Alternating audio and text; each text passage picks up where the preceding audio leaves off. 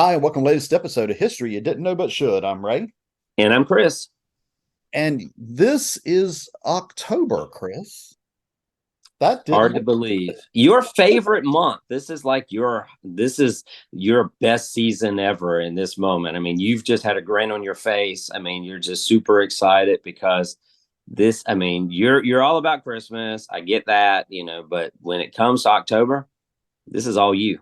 Yeah, I like ghost stories and ghosts and things that go bump in the night, I guess you could say. I mean, it's neat. And I think the one we're going to talk and just let our listeners in on something that is over the month of October, we're going to be looking at historical places, people, events that have ghost stories connected to them. So it's going to be a very interesting month because Chris doesn't really like this stuff.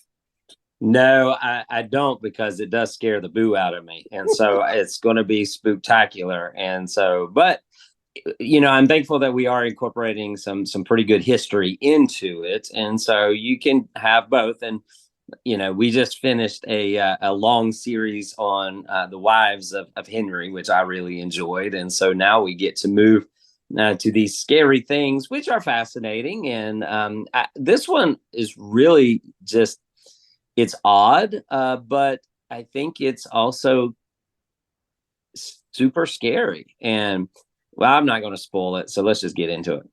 Yeah, today we're talking about the Myrtles Plantation in Francisville, Louisiana. And Chris, this is sort of a version of this I tell in class when I'm teaching American History 1 and we're talking about slave rebellions and slave resistance. Not maybe more just resistance rather than full-blown rebellions. But this is one of the stories I will often tell my students because students, Chris, I'm sure you find the same thing. Students like death, war, and ghosts. Those are the things they perk up at. We could talk about other things and you might get some interest, but you talk about death, war, destruction, plague, and ghosts and things like that, and their ears perk up. Yeah, and when we think about the American South, you start looking at the early days, kind of pre-Civil War. The things that come to mind is that these big plantation houses. You take a drive through Charleston or Savannah, and that was basically what Europe considered their magical European palaces. The South had these plantation homes, but the thing that we must be careful not to forget is that these plantation homes were built off of the backs of those who were enslaved. And as the plantation owners were harvesting sugarcane and cotton and tobacco and all of these other things, you had these individuals, these enslaved, who worked themselves to death and were simply replaced with the next boatload of enslaved people. And so while the plantations are wealthy, they're also a place of misery. They're a place of death. And so it should be no surprise if we're going to look at haunted mansions and things of that nature, slave resistance and also plantations kind of come together. And I think that's where we see that with this Myrtle Plantations. Yeah, and the Myrtles Plantation, I will tell you up front, I've never been there. When I was a kid, I did go to Baton Rouge one time, so that's about as close as I've ever been to it. But I have been doing a little bit of research on it lately, and I want to tell you, when you look, and thanks to satellite imagery and street view imagery and all these things, when you look at the Myrtles Plantation, it's a beautiful property. It's a beautiful property with a beautiful building. Picturesque in almost every way. But like you said, Chris, the beautiful scenery, the beautiful building, it all hides a very dark past. And even if we get rid of the ghost stories that are attached to the Myrtles Plantation, and we'll really talk about one today, but there are others as well. It is still a place, like you said, of misery and death for a lot of people who worked there with no freedom, no say in how they could live their lives, whether their family would stay together. You know, they were completely under the control of another person. And like you said, you know, it's a very tragic thing. Now, the Myrtles didn't begin life as the Myrtles. The building was first constructed in the late 18th century. I think construction ended in 1796. It was originally known as the Laurel Grove Plantation and not the Myrtles Plantation. The gentleman who first built the plantation was General David Bradford. Bradford would live there in Louisiana by himself for a number of years before his wife and children would join him. They were still in Pennsylvania. He had been involved in the Whiskey Rebellion, which, if anybody knows anything about the Washington administration and the excise tax on whiskey and that sort of rebellion against that, they'll know a little bit about that. But Bradford was involved in that. He goes down to Louisiana. He builds what at the time was known as Laurel Grove, and he lives down there and eventually brings his wife and children there. And in 1808, Chris, he dies, and his wife and children continue to live there and operate the plantation. So it was a plantation from the beginning, which, as you know, Chris, and as our listeners probably know, that means from the beginning there were slaves on the property. Yeah, slaves on the property. And what the other thing to know is that throughout this throughout this time period up until even today, there's been 11, I think, either suicides or murders or things that have taken place. So, we talk about one of the stories today, but there are many that could be talked about. And, one of the things that happens is Myrtles Plantation eventually is owned by a judge whose name was Clark Woodruff. And he had his wife, and they had 2 daughters. They had a 3rd child on the way. So, you can imagine, if you're watching this as a movie, here is this beautiful plantation house with all the Spanish mossy oak and all, and you're riding down this long driveway and approach. And it seems like the perfect life. Judge, well respected in the community. People see him as a staunch upholder of the law. He knows right versus wrong. He knows truth. It's the perfect family situation, the perfect family setting. And, this man of integrity, though, had a dirty secret. And that was that he was not faithful to his wife. He was basically a womanizer. And one of these individuals that he would sneak around and have relations with were several female slaves. And one of them was Chloe, who was a slave of mixed blood, which basically meant that, she had her mom, I guess, had relations with a white plantation owner, and Chloe had been born. And so here's the judge sneaking around, and Chloe is one of his, I guess, advances, somebody that he's looking to have relationships with. Yeah, and Chris, when we think about the history of slavery during antebellum America, that was not the exception. It was very, very common that the head of the household, the man, would engage in sexual relations with their slaves. And the real tragedy about that, Chris, is that the slave women had no choice. They had no ability to say no. They had no ability to protect themselves because they were considered to be property.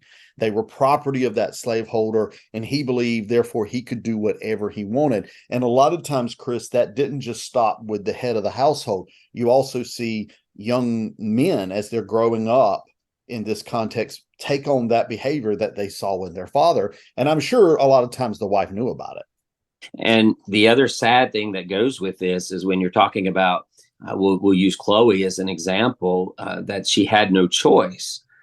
And one of the reasons that she had no choice is because usually if you found favor with the head of the household, the plantation owner, that usually meant that your job duties were going to be a whole lot better than your kinsman. For instance, with Chloe, she catches the eye of the judge, and so therefore he's going to keep her close, which means she's going to have duties that are going to be in the house. Maybe she's washing clothes, maybe she's, tending to the house, but she's at the house where her other family members are out there in the fields. And working in the quote big house was probably about as close to freedom as an enslaved person could expect at the time. So Chloe is found in this position that she had to do it, and by doing it, she was going to be involved in a aspect of life that was still horrible, but it wasn't as bad as being out in the fields. And so she's there in the house, and he has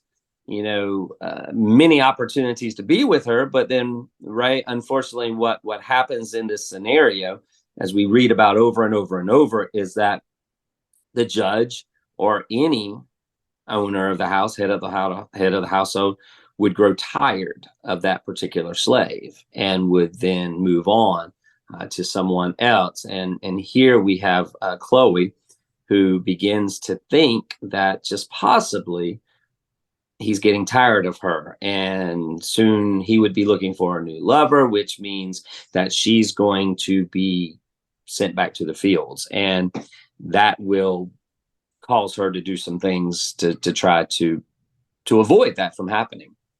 Yeah, and living in the plantation house as a female slave was a mixed bag. It really was. I mean, you were out of the fields, you were maybe living a slightly more comfortable life and better clothes, but at the same time, you're under the moment by moment, day to day observation of the family, so to speak.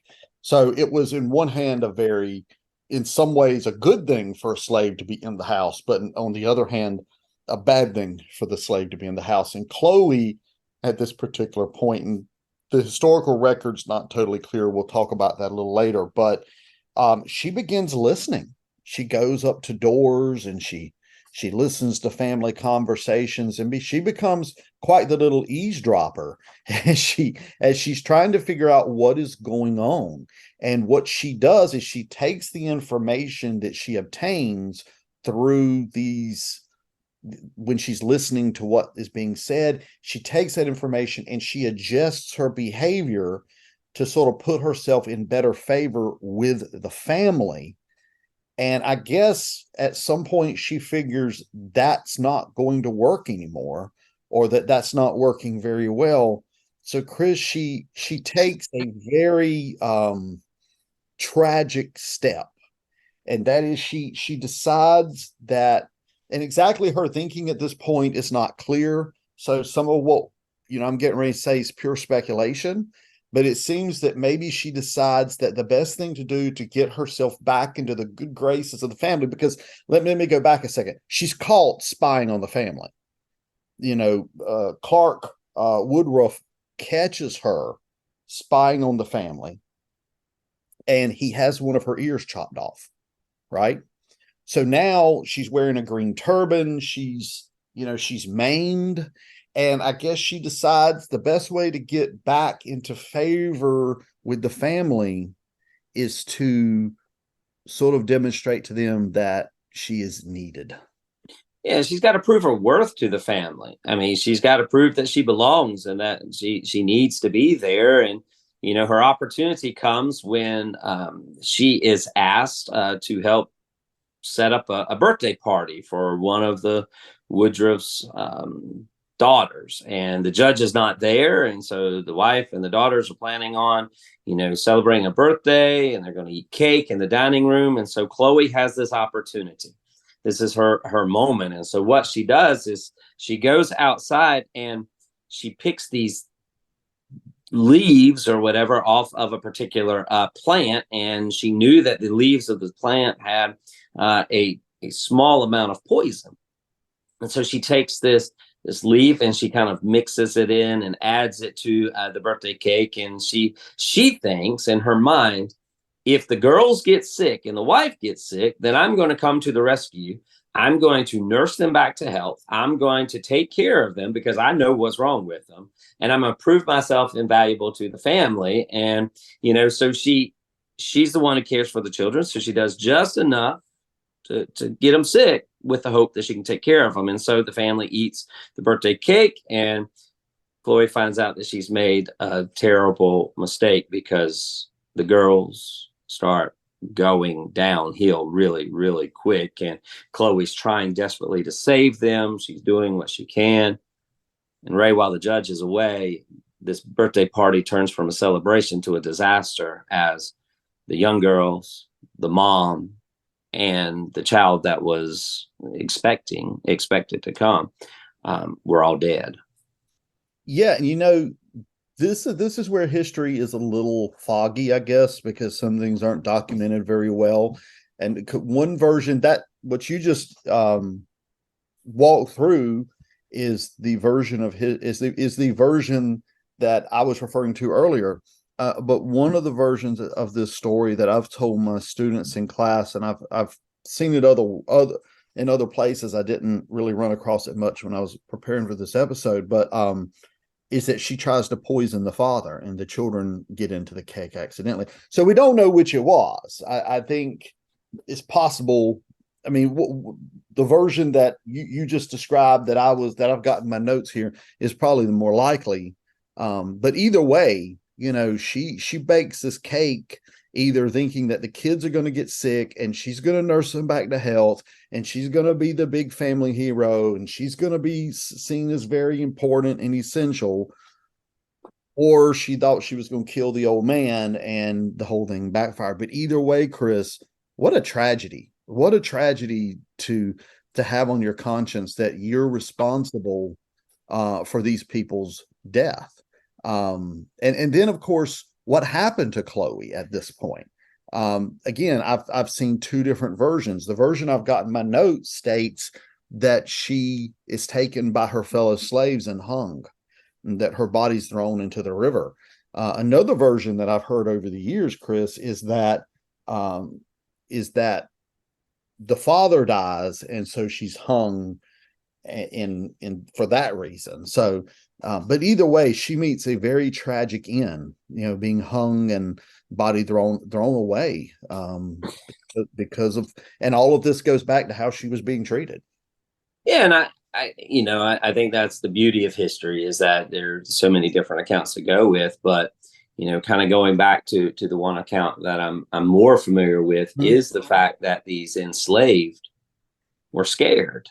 Yeah. Because this man, when he arrives back home, has found that his entire family is dead. And go back to history, usually that means it's a slave uprising, that the enslaved have risen up against the house, trying to claim the freedom, trying to pay back, things of that nature. So when the judge comes home and he sees he's lost everything, the enslaved begin thinking he's coming after us.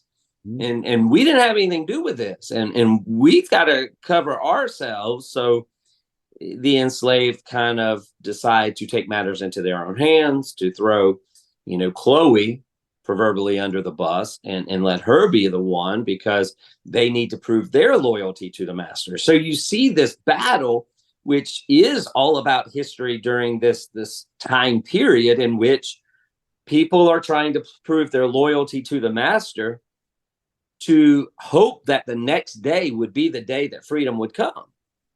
Because you didn't know. I mean, you're living in hell, and you're just hoping that one day, maybe it's the next day, there'll be a breath of freedom, or something will happen. They didn't have access to news. They didn't know of anything that was going on. They're just living their lives. And so in this moment, this lynch mob could have grabbed Chloe, and they could have said, "Master, we've taken care of this for you.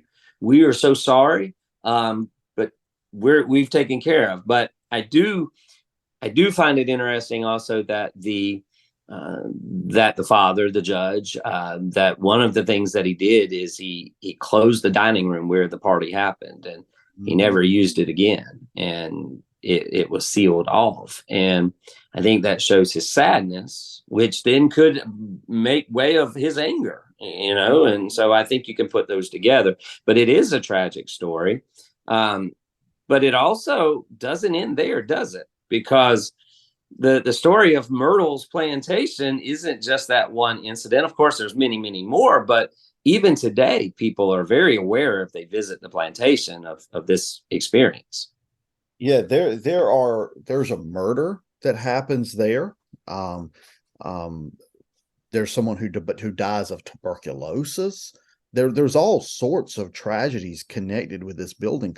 But Chris, the question I've got for you about Chloe and the Myrtles is, did Chloe ever leave?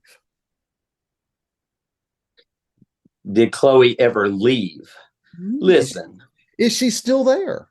I you know how I am about all of these things, right? But I'm gonna give you a little credit on this because when I was doing the research, I stumbled across a picture Yeah. that was taken. I don't know when it was taken, maybe 1990s or something like that. There's the story I think I read is that they were having to get new fire insurance policy or something, so they took a picture, they photographed it, and Yep. there was something strange there. And this is kind of in your wheelhouse. I'll let you take this on.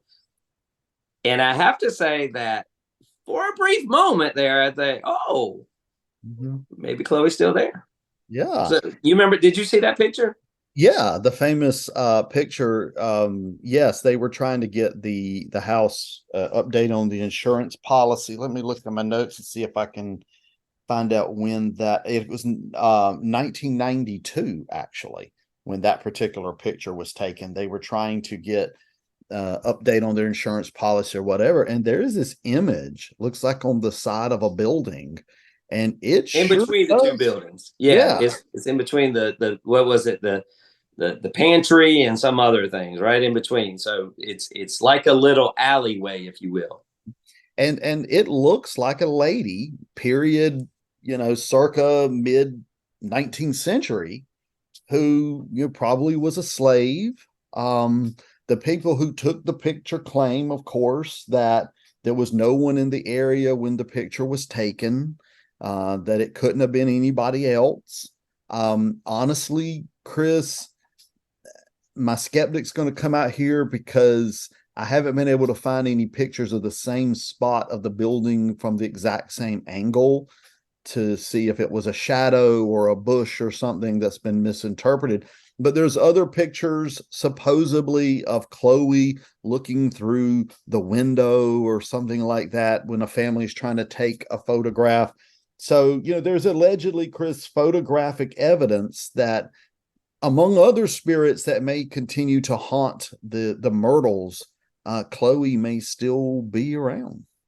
So here's the question I'm going to ask you because I was floored to discover that the Myrtles Plantation is still a bed and breakfast even today, that you can go and you can stay in one of the 11 rooms that's available on the main house or in the cottages. And so, with all of these sightings, because they've seen little girls in white dresses, walking down the halls, they've got Chloe in the thing. So, knowing that this is one of the most haunted mansions in America, and you can stay there.